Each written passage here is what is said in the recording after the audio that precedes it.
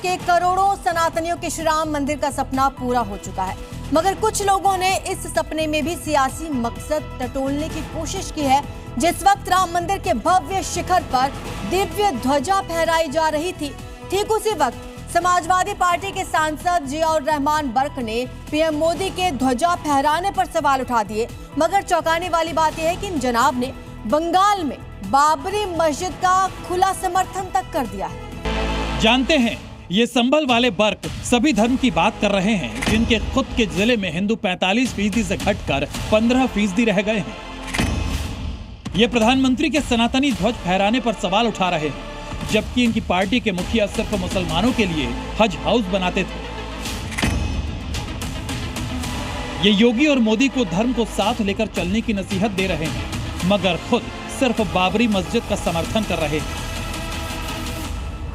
यकीनन भव्य दिव्य राम मंदिर के 191 फीट ऊंचे शिखर पर धर्म ध्वजा को लहराता देख हर सनातनी के दिल में सुकून है, लेकिन कुछ कट्टरपंथी ऐसे हैं जिनको ये दृश्य देखकर पेट में दर्द होने लगा है।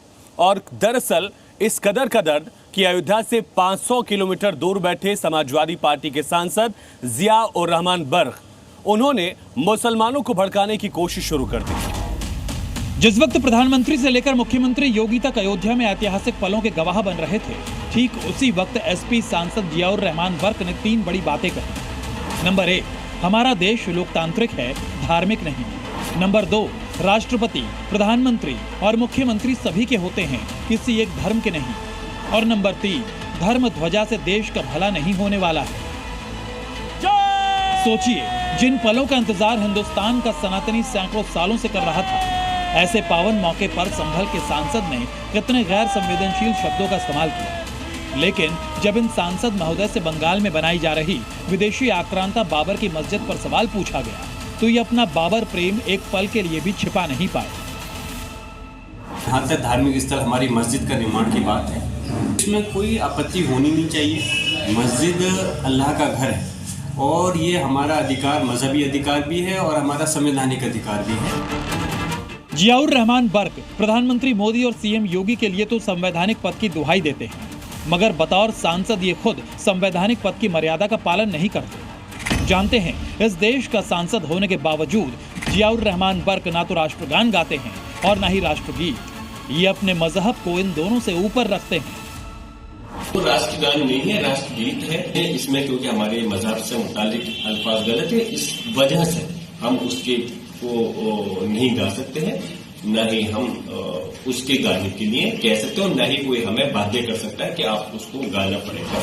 पीएम मोदी हो या सीएम योगी, दोनों ने ही हमेशा से सर्वधर्म समभाव की बात की है।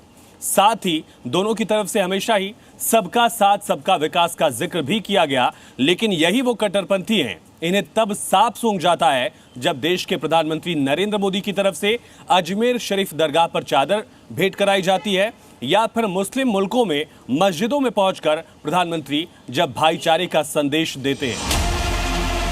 ओमान के मस्कट में सुल्तान कबूस ग्रांड मस्जिद हो या मिस्र के काहिरा में अल हाकिम मस्जिद, इंडोनेशिया की इस्तिकलाल मस्जिद हो या सिंगापुर की चूलिया मस्जिद, मोदी सरकार की तरफ से हमेशा से ये कोशिश की गई कि देश का मुसलमान खुद को अलग थलग ना समझे। इसके अलावा केंद्र की योजनाओं से लेकर राज्य स्तर पर मिलने वाली तमाम सुविधाओं का फायदा जितना हिंदुओं को मिलता है, उतना ही मुसलमानों को भी दिया जाता है। बावजूद इसके जब सैकड़ों साल तक टेंट में रहे रामलला को उनका भव्य मंदिर मिलता है, तो तब भी सवाल उठाया जाता है, और जब इस मंदिर पर दिव्य ध्वजा लहराती है तो सवाल तब भी उठाया जाता है।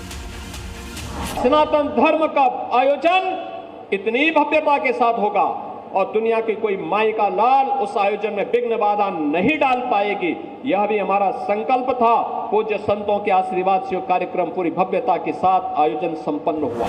इतिहास गवाह है कि कुछ राजनीतिक दलों ने मुसलमानों को अपने फायदे के लिए इस्तेमाल किया और कुछ मुसलमानों ने अपने फायदे के लिए ऐसा होने भी दिया। जिस समाजवादी पार्टी से जियाउर रहमान बर्क सांसद हैं, उसी समाजवादी पार्टी के मुखिया अखिलेश यादव ने 2013 में 51 करोड़ रुपए से हज हाउस बनवाया, लेकिन कोई सनातनी प्रतीक नहीं बनवाया। इसी तरह से 2013 तक केंद्र की तत्कालीन सरकार दरअसल हज के लिए 836 करोड़ की सब्सिडी देती रही, लेकिन सनातनियों के लिए ऐसा कुछ भी नहीं किया गया। इतना ही नहीं, जिन कट्टरपंथियों को अयोध्या का श्री राम मंदिर चुभता है, उन्हें एक बात कान खोलकर सुननी चाहिए कि रामलला का भव्य मंदिर राम भक्तों के चंदे से बना है, न ही इसे सरकार की तरफ से कोई अनुदान दिया गया। लेकिन कट्टर गैंग को कोई ना कोई मौका चाहिए विवाद खड़ा करने का। असल में दिक्कत पीएम के धर्म ध्वजा फहराने से नहीं है, बल्कि असल दिक्कत सनातन से है।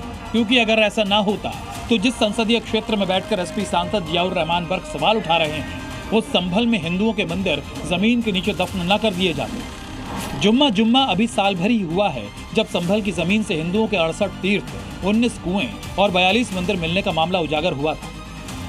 कुल मिलाकर सनातन को लेकर पीएम पर सवाल खड़े करना और बंगाल में बाबरी मस्जिद का समर्थन करना, ये दोनों वर्ग की सियासी मजबूरी है।